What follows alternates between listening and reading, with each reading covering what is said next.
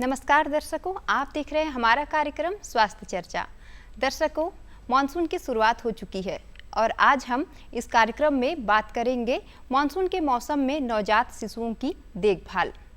इस मौसम में जहां वातावरण में ठंडक हो जाती है और वातावरण बहुत ही खूबसूरत हो जाता है, साथ ही नवजात शिशुओं को बहुत सारी स्वास्थ्य संबंधी समस्याएं होने लगती हैं और हमारे मन में बहुत सारे सवाल होते हैं कि कैसे हम नवजात शिशुओं की देखभाल करें। इन्हीं सवालों का जवाब देने के लिए आज हमारे साथ स्टूडियो में मौजूद हैं शिशु रोग विशेषज्ञ डॉक्टर JD तुल्हानी।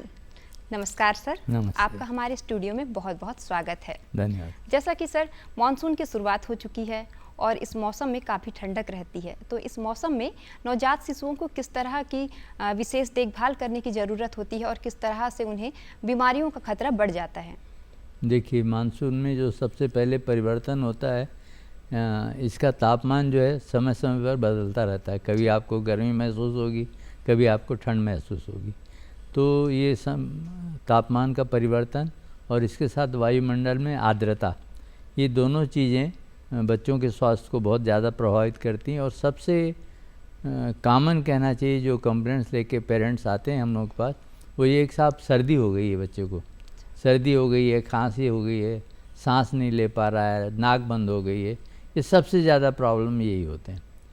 उसके बाद क्योंकि आर्द्रता रहती है और बच्चों को ढका हुआ रखते हैं, तो शरीर में के कुछ स्थानों पर आर्द्रता ज़्यादा हो जाती है, जैसे अपने कांखें हैं या टट्टी पेशाब की जगह है।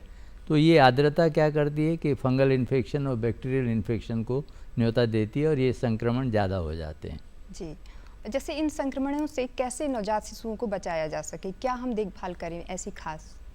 सबसे पहले तो ये आवश्यक है कि हमारे जो कमरे जिसमें बच्चे रहते हैं उनको हवादार होना चाहिए। हवा जब चलती रहती है तो उससे आर्द्रता कम होती है और एक निश्चित तापमान बनाए रखना चाहिए। आप चाहें तो पंखा, AC सब चला सकते हैं। अक्सर हम लोगों ने ये देखा है कि माँ बाप बहुत डरते हैं, पंखा नहीं चलाते, हवा लग जाएगी बच्चे को। AC तो बिल्कुल नहीं चलाते हैं, इससे ठंड लग जाएगी। जबकि AC जो है बहुत ही सूखी हवा देता है और उसमें आर्द्रता नहीं होती है। तो एक तो कमरे का तापमान बनाए रखना चाहिए और हवादार कमरा होना चाहिए। उसके बाद आता है आपका शरीर, आप उसको सूती कपड़ों से ढकें ताकि ये ना एलर्जी ना हो, और ढीले ढाले कपड़े होने चाहिए ताकि घर्षण ना हो। ये दोनों चीज़ें जो हैं संक्रमण से बचाती हैं। जी डॉक्टर साहब, जैसे आजकल जैसे सूती कपड़ों का तो प्रचलन बहुत कम हो गया, बच्चों को नेपी पहनाई जा रही है, डायपर्स आ गए हैं, तो वो कैसे सुरक्षित हैं नवजात शिशुओं के लिए? देखिए, बहुत अच्छा प्रश्न किया आपने। डायपर से क्या होता है कि हालांकि इससे माँ को कई सामाजिक कार्यों में जाने के लिए उनको वहाँ छूना नहीं पड़ता, वो लगता है कि अब तो बच्चा साफ है। मगर इसके विपरीत देखा जाए तो ये जो डायपर हैं लगातार हमारे मूत्र और जो निकलती हैं चीज़ें वो लगातार बच्चे की त्वचा के संपर्क में रहती हैं, इससे उनकी आर्द्रता बढ़ जाती है। तो होना ये चाहिए कि समय समय पर नेपीज को निकालते रहना चाहिए। लोग ये सोचते हैं कि ये तो ऐसा पहना दिया, अब कोई ज़रूरत ही नहीं है। तो ऐसा करने से क्या होता है कि वो आर्द्रता रहती है और फंगल इन्फेक्शन और बैक्टीरियल इन्फेक्शन ज़्यादा होते हैं। समय समय पर इनको बदलते रहना चाहिए। कितने समय के अंतराल में डॉक्टर साहब? अगर एक बार भी हो गया तो आप बदल दीजिए, क्योंकि ये अगर आप नहीं बदलती तो आर्द्रता बनी रहेगी और त्वचा जो है आर्द्रता के संपर्क में रहेगी, तो फंगल इन्फेक्शन और बैक्टीरियल इन्फेक्शन तो होना ही है। जी बिल्कुल।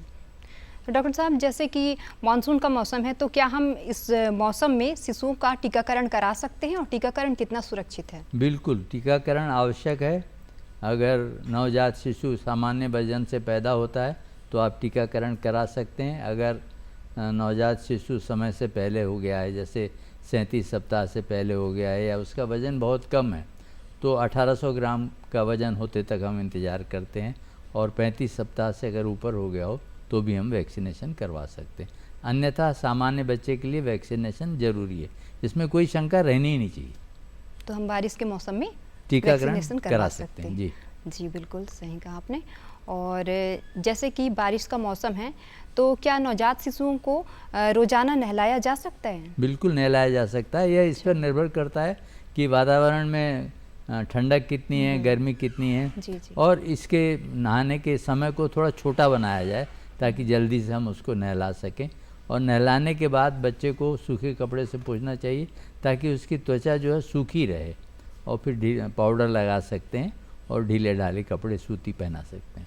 जैसे माताएं होती हैं और जो माताएं अभी स्तनपान करा रही होती हैं, उन्हें क्या खास इख्तियार बरतना पड़ता है कि हमारा जो नवजात शिशु है बहुत सुरक्षित रहे? देखिए, बहुत ही अच्छा और समयानुकूल आपने प्रश्न किया, क्योंकि पुराने विचारों वाले जो हमारे बुजुर्ग लोग हैं वो समझते हैं कि माता को अगर हमने गरिष्ठ भोजन दे दिया या सभी प्रकार के भोजन दे दिए तो ये दूध में आ जाके बच्चे को नुकसान करेंगे। तो अक्सर बेचारियों को, माताओं को, वो सूखी रोटी, दाल और इसके सिवा कुछ नहीं देते हैं, हरी सब्जी नहीं देंगे, फ्रूट्स नहीं खाने देंगे, जबकि साइंस यह कहता है कि उन्हें हर प्रकार का भोजन खिलाया जा सकता है। बहुत ही भारी घी तेल वाली चीज़ें न खाएं, जो हम खाते ही नहीं सामान्य रूप से। तो जब तक माँ पूर्ण रूप से पौष्टिक आहार नहीं लेगी तो उसका दूध कहाँ से बनेगा, वो बच्चे को फीड कैसे कर सकती है। तो यह एक कहना चाहिए कि डर है, अंधविश्वास है कि माताओं को सूखी रोटी देनी चाहिए, बिल्कुल कम भोजन देना चाहिए। होता ये है कि ये सब खाने के बाद माँ का दूध ही नहीं बनता है, फिर माँ बाप फिर परेशान होते हैं कि साहब उनका दूध ही नहीं बन रहा है। कई बार हरी सब्जियां भी नहीं दी जाती। सब चीज़ें दे सकते हैं, बहुत ज़्यादा घी तेल मिर्च मसाले नहीं चाहिए। जी जी। और जैसे इस मौसम में मच्छरों का बहुत ज़्यादा प्रकोप होता है, तो उस समय किस तरह से नवजात शिशु की देखभाल की जा सकती है? देखिए, पहले तो आप मच्छर के प्रजनन को रोकिए, आसपास में पानी का जमाव ना हो, और उसके बाद बच्चे के पूरे शरीर को ढक कर रखें ताकि मच्छर उनकी त्वचा पर आकर उनको काट ना सके। तीसरा, मच्छरदानी का उपयोग कर सकते हैं। चौथा, रिपेलेंट्स आते हैं जिनको अगर बच्चों के शरीर पर लगाया जाए तो मच्छर उनसे दूर भागते हैं। ये 4 चीज़ें हैं जिससे आप मच्छर या डेंगू के से बच सकते हैं। डॉक्टर साहब ने बहुत अच्छी जानकारियाँ दी कि डेंगू जो फैलता है बारिश के मौसम में बहुत ही ज़्यादा फैलता है, और किस तरह से नवजात शिशुओं की डेंगू और मच्छर से संबंधित होने वाली अन्य बीमारियां होती हैं जो उससे किस तरह से सुरक्षित रखा जा सकता है। तो डॉक्टर साहब, मैं कार्यक्रम को आगे बढ़ाती हूँ और बहुत सारे और भी मन में प्रश्न उठते हैं इस मौसम में किस तरह से हम बच्चों की देखभाल कर सकें, खास तौर से नवजात शिशुओं की। तो जैसे बहुत से ग्रामीण इलाके होते हैं, वहाँ पर सीमित सुविधाएँ होती हैं, तो उस समय जब नवजात शिशु बीमार पड़ता है तो क्या ऐसी प्राथमिक उपचार किया जा सकता है जिससे नवजात शिशु को कुछ राहत मिल सके? देखिए, 2 चीज़ें हैं। एक तो कुछ चीज़ें सामान्य होती हैं जिनसे माँ बाप बहुत घबराते हैं, जैसे नाक से आवाज़ आ गई, माँ बाप घबरा जाते हैं कि बच्चे को सर्दी हो गई है, निमोनिया हो गया है। थोड़ी सी भी नाक अगर बंद होगी तो आवाज़ आएगी। यदि बच्चे को सांस लेने में तकलीफ़ नहीं है तो आपको डरने की ज़रूरत नहीं है। और अगर आपको लगे कि बच्चे की छाती का निचला हिस्सा खींच रहा है या सांस लेने में तकलीफ़ हो रही है तो आप तुरंत डॉक्टर से सलाह लीजिए, नंबर 1। दूसरी चीज़ें घर में जो गांव में कर सकते हैं, कम से कम लोग बच्चे को छुएं और बच्चे को हाथ धोकर ही छुएं, इससे जो है संक्रमण जो है बच्चे के पास नहीं जाएगा। तीसरी बात, जिनको सर्दी खांसी है वो बच्चे को न छुएं, नहीं तो हमारे यहाँ यह प्रथा है कि जैसे ही बच्चा पैदा हुआ रिश्तेदार लोग आएंगे, उसको गोदी उठाएंगे, उसे उपहार स्वरूप पैसे देंगे। कुल मिला के ये है कि अगर उनको सर्दी है तो बच्चे को सर्दी लग जाएगी। जी जी, बिल्कुल। तो इससे बचा जाना चाहिए। इस तरह से मतलब कि जो नवजात शिशु होते हैं उन्हें संक्रमण का खतरा बहुत ज़्यादा होता है, बहुत ज़्यादा होता है। तो और उसमें से उन बच्चों को ज़्यादा होता है जो समय से पहले पैदा हो जाते हैं या जिनका वज़न कम है। जी, ये 2 बच्चे जो हैं, 2 विभाग जो हैं बच्चों के, जिसमें संक्रमण बहुत ज़्यादा होता है, बीमारियां बहुत ज़्यादा होती हैं। तो ऐसे बच्चों की विशेष देखभाल चाहिए और हर समय जैसी कोई तकलीफ हो डॉक्टर से ज़रूर सलाह लेनी चाहिए। जी।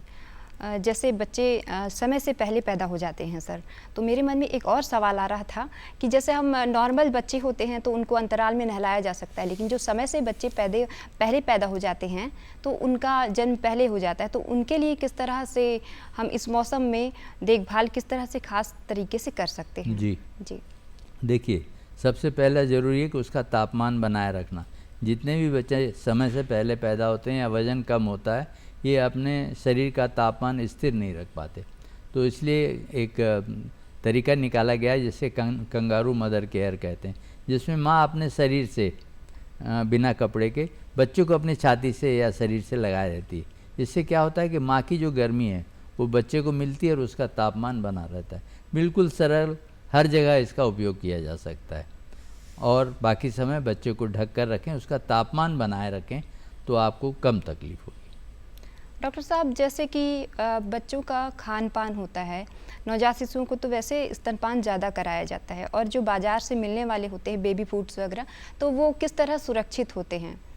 देखिए, हमारे शिशु स्वास्थ्य संगठन ने एक नियम बनाया है और ये वर्ल्ड पूरे संसार में प्रचलित है कि 6 महीने तक बच्चे को सिर्फ माँ का दूध देना चाहिए, पानी भी नहीं पिलाना चाहिए। इसका कारण ये है कि जो दूध रहता है उसमें 80% तो पानी रहता है, बाकी 20% जो है ठोस या अन्य पदार्थ रहते हैं। तो इसलिए बच्चों को पानी की कमी नहीं होती है। जब तक कि अगर उसको दस्त लग रहे हैं बहुत ज़्यादा, तो पानी की कमी हो सकती है, अन्यथा सामान्य अवस्था में बच्चे को पानी पिलाने की बिल्कुल आवश्यकता नहीं है। एक चीज़ मैं और बता दूं कि नवजात शिशुओं को शहद बिल्कुल नहीं देंगे। शहद उनके लिए जहर है। नहीं तो लोग क्या समझते हैं कि जैसे बच्चा पैदा हुआ उसको शहद चटा दिए कि भाई वो चाटना सीखेगा, दूध पिए। बिल्कुल भी नहीं देना है। किसी भी प्रकार का जो बाहरी भोजन रहता है, बॉटल्स हैं या डब्बा बंद जो पाउडर आते हैं, उसका सेवन नहीं करना चाहिए। उससे क्या होता है कि बच्चों के शरीर में एलर्जी पैदा होती है, उनका वजन बढ़ने लगता है, उनको जो माँ के दूध से जो रोग प्रतिरोधक शक्ति मिलती है वो उससे भी वो वंचित हो जाते हैं। तो हर हाल में सिर्फ माँ का दूध ही पिलाना चाहिए। नहीं तो माँ लोग अक्सर आती हैं कि साहब मेरा दूध तो हो नहीं रहा, इसलिए मैंने डब्बे का दूध पिलाना चालू कर दिया। और यथार्थ इसमें यह है कि माँ बच्चे को पर्याप्त समय तक छाती से लगाती ही नहीं है। तो जब तक बच्चा माँ की छाती को खींचेगा नहीं तो दूध बनेगा नहीं। इसलिए बहुत ज़रूरी है, मैं यह अपने श्रोताओं को और सबको बताना चाहता हूँ कि माँ के दूध से अच्छा कोई भोजन नहीं है नवजात शिशु के लिए। तो इसलिए माँ के दूध को हमेशा सेवन करवाना चाहिए। जी बिल्कुल। और जैसे बारिश का मौसम है सर, और इस मौसम में जैसे नवजात शिशु होते हैं तो कभी उनकी नींद और जैसी उनकी दिनचर्या होती है उस पर क्या खास ध्यान देना चाहिए माताओं को? देखिए, अगर वातावरण अच्छा है उनके लिए, बहुत ज़्यादा आर्द्रता नहीं है, बहुत ज़्यादा ठंड नहीं है, पर्याप्त कपड़े पहने हैं, तो बच्चे अक्सर अधिकांश समय सोते ही रहते हैं। वे उठते हैं, थोड़ी देर के लिए माँ का दूध लेते हैं, थोड़ी देर जगते हैं, अधिकांश समय सोते रहते हैं। तो अगर हम बच्चे को खुश रखेंगे या उनकी प्राथमिक आवश्यकताओं को पूरा करेंगे तो नींद स्वाभाविक रूप से मतलब उनकी पूरी हो जाती है। इसमें कोई विशेष ध्यान देने की जरूरत, आप नहीं सुला सकती बच्चे को, उसकी मर्जी होगी तभी सोएगा वो। आप भले गोदी से उसको ले लीजिए, थोड़ी देर सो जाएगा वो, मगर यदि उसे और कुछ तकलीफ है तो रोने लगेगा वो। जी, कई बार बहुत बच्चे चिड़चिड़े हो जाते हैं। तो हर समय ये देखते रहना चाहिए कि अगर बच्चा चिड़चिड़ा है तो चिकित्सक बताएगा कि उसको क्या तकलीफ है। कभी वो भूख के लिए रोता है, कभी उसकी चड्डी गीली हो गई वो इसके लिए रोता है, कभी वो इतने जागरूक रहते हैं कि अगर माँ ने उसको गोदी नहीं उठाया, उससे बात नहीं करी, तो भी वो रोने लगते हैं। तो ये सब चीज़ें ज़रूरी हैं, इन सब का ध्यान रखेंगे तभी बच्चा चुपचाप रहेगा। तो दर्शकों, बहुत ही अहम जानकारी डॉक्टर साहब ने दी। बारिश के मौसम में खास ख्याल रखना अपने नवजात शिशुओं का, क्योंकि इस मौसम में बहुत काफ़ी ज़्यादा दिक्कतें आने लगती हैं और नवजात शिशु ऐसे ही कोमल प्रवृत्ति के होते हैं, तो उसमें हम किस तरह से ख्याल रखें इसका खास ध्यान रखना पड़ता है हमें। और इसी तरह कार्यक्रम को और आगे बढ़ाती हूँ सर, और ये जानना चाहती हूँ कि जैसे बारिश का मौसम है और उसमें कई बार जो नवजात शिशु होते हैं तो क्या उनको हम घर में ही रख सकते हैं, या कभी कभी लोग टूर पे चले जाते हैं, बच्चों को लेकर के भी चले जाते हैं। आजकल माँ बाप जो होते हैं काफ़ी मॉडर्न भी हैं, तो वो लेकर के चले जाते हैं, तो उसमें क्या खास ख्याल रखना चाहिए? देखिए, जहाँ तक संभव हो कम से कम उन्हें बाहर ले जाना चाहिए, और जब भी ले जाएं उनके शरीर को ढकें। वातावरण की गर्मी या ठंडक के अनुसार उनको कपड़े पहनाए जाएं, और भीड़ भाड़ वाली जगह पर न जाएं, और हवा जहाँ बिल्कुल शुद्ध मिले वहीं जाना चाहिए, अन्यथा ये सब चीज़ें क्या है, संक्रमण पैदा करती हैं। तो ये बहुत ही आवश्यक है कि बाहर वाली जगह हो तो भीड़ भाड़ वाली ना हो, स्वच्छ हो, पर्याप्त उनको कपड़े पहने हुए होने चाहिए, तभी आप बाहर जा सकते हैं। और जहाँ तक संभव हो बाहर ना निकालें, ज़्यादा अच्छा है। जी बिल्कुल। डॉक्टर साहब, कभी कभी ऐसे होता है कि माताएं जो होती हैं वो जैसे फीडिंग नहीं करवा पाती हैं, तो जैसे दाल का पानी हो गया और चावल हो गया, ये सुरक्षित है हमारे शिशुओं को देने के लिए उनके आहार के रूप में? किनको, माता को कि बच्चे को? बच्चों को। मैंने बताया ना जी। आपको, माँ के दूध के सिवा कुछ देना ही नहीं है। ऐसी बहुत कम स्थितियां हैं जहाँ माँ का दूध हम नहीं देने के लिए कहते हैं, जी। बहुत ही कम। माँ को कोई साइकेट्रिक इलनेस है, माँ कोई ऐसी दवाई खा रही है जो माँ दूध से निकल कर बच्चे तो के डॉक्टर पास साहब, दवाइयाँ जैसे माताएं खाती हैं स्तनपान करवा सकती, तो वो सुरक्षित नहीं होता क्या? सब अधिकांश दवाइयाँ सुरक्षित हैं, मगर कुछ दवाइयाँ ऐसी हैं विशेष जो माँ के दूध से निकलकर बच्चे पे भी प्रभाव पड़ता है उनका, उनको न खिलाया जाए। ऐसी कुछ दवाइयाँ हैं, जब माँ अगर हम लोगों के पास आती है और पूछती है कि सर हम ये दवाई खा रहे हैं, हम अपने बच्चे को दूध पिला सकते हैं कि नहीं, तो उनकी दवाइयों के अनुसार हम उन्हें परामर्श करते हैं। तो सर, जिस तरह नवजात शिशुओं की बात कर रहे हैं हम, तो नवजात शिशुओं के कौन कौन से टीकाकरण होते हैं? देखिए, प्रारंभ में नवजात शिशुओं को 3 टीके लगाए जाते हैं। एक BCG का टीका लगाया जाता है टीबी की बीमारी से बचने के लिए, दूसरा ओरल पोलियो ड्रॉप्स रहते हैं वो पिलाए जाते हैं, और तीसरा हेपेटाइटिस बी का टीका लगाया जाता है। ये लगाने से बच्चों में एक संक्रामक रोग जो लिवर में होता है, हेपेटाइटिस बी, हेपेटाइटिस, ये नहीं होते हैं। और इसके बाद माँ को या पेरेंट्स को यह समझाइश दी जाती है कि 1.5 महीने के बाद से नियमित रूप से टीकाकरण कराइए। नियमित रूप से टीकाकरण बोलने से आजकल पेंटावलेंट टीके लगते हैं, जिसमें DPT, हेपेटाइटिस बी और H इन्फ्लुएंजी, ये 5 प्रकार की बीमारियों का एक ही टीका रहता है। और इसके अतिरिक्त शासकीय अस्पतालों में पोलियो का इंजेक्शन लगाया जाता है और रोटा वायरस से बचने के लिए टीके दिए जाते हैं। पेंटावलेंट वैक्सीन है या जिनमें DPT का टीका रहता है, अक्सर इनको लगाने से बच्चों को बुखार आता है, तो माँ को या पेरेंट्स को यह समझाइश दी जाती है कि जैसे ही ये टीका लगे और बच्चे को दर्द हो या रोए या वहाँ सूजन आए, तो पैरासीटामॉल के ड्रॉप्स जो हैं बच्चों को दे दें 1 दिन या 2 दिन के लिए। तो ये ड्रॉप्स क्या करते हैं, बुखार को भी कम करते हैं और दर्द को भी कम करते हैं, और समय के साथ ये असर ख़त्म हो जाता है।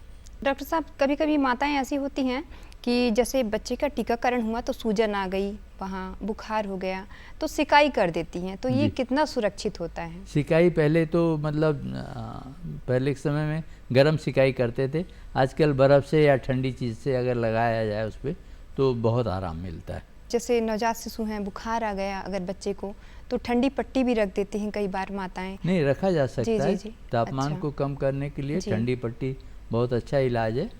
डॉक्टर साहब, आपने ये बताया कि बच्चों को ज़्यादातर घर से बाहर ले जाना ही नहीं चाहिए, लेकिन महिलाओं के पास, जो कामकाजी महिलाएं होती हैं, उनके पास तो कुछ विकल्प बचता ही नहीं। कई बार घर में भी ऐसा कोई सदस्य रहता नहीं है कि वो देख पाए, बच्चों की देखभाल कर पाए, तो उन्हें तो बाहर ले जाना ही पड़ता है। तो इस समय ऐसा क्या करें कि वो बच्चा सुरक्षित रहे?